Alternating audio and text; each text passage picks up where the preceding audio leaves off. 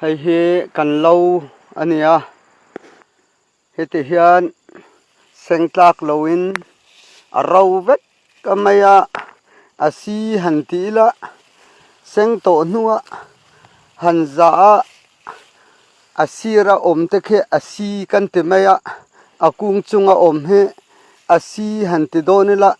mi tapon an thithiam lawanga chuwang chuanin he asi tur vek ani maya angai na om lawani he hetian akung atang hian he heti hian arau sa vek nan chuaka he heti hian tho om tak hian alanga an rau ta vek amai ani chu he heti hian a oma kan lo tun kum kan lo chu a zau te lul nen tha le zung eng emozat kan senga thai ang to kan phur emin kan lo a thoka he heti hian a rau ta vek amai ani chu seng tur a om lo ni hi te hian bu la a tharau pui sia te hian he le lama han kal le anga he te hian a rau ta vek amai ni chu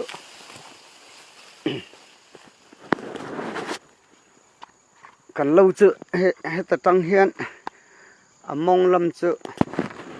a lang zo deuh vek nin ka hria khemi vào bul vào khu a theng vek amaya khe ti khian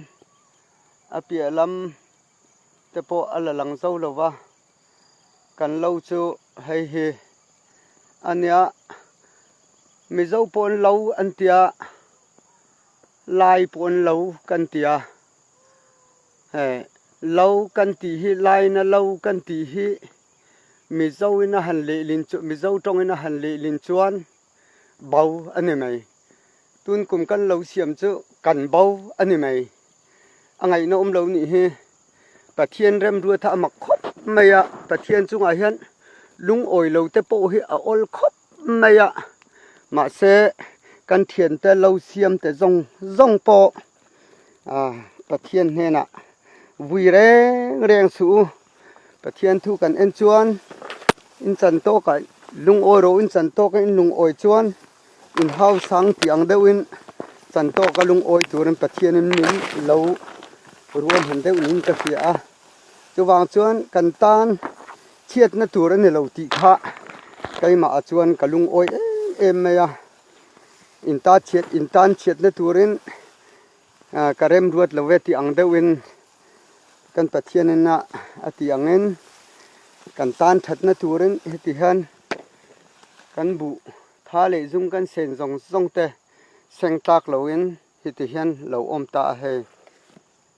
heti deuh vek khe ania apumin kan lo a zau te lul nen he heti hian om ta vek mai ni hi akara a hring lo om ve te hi chu achar deuh vek turan ni mai he atak tur he om lo him a him ani hi wang chuan he heti hian oma hei hi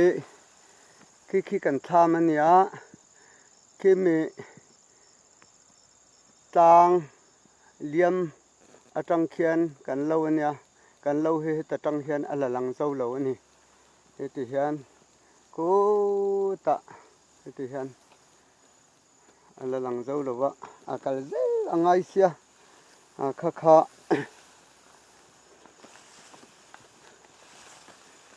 kan lo om dan le